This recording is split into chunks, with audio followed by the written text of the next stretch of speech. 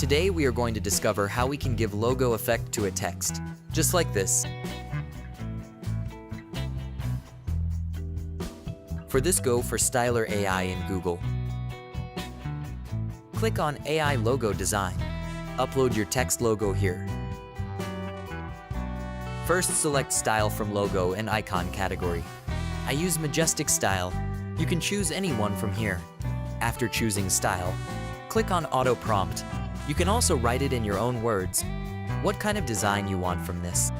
After selecting all the properties, you can generate it, and these kinds of amazing logos has been made.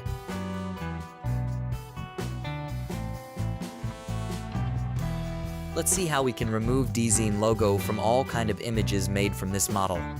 But we have to upgrade this for removal. For the removal of watermarks, visit watermarkremover.io, upload image here. Here it is. Watermark has been completely removed. You can download it from here. If you have any queries related to logo making, feel free to comment below. Don't forget to subscribe our YouTube channel.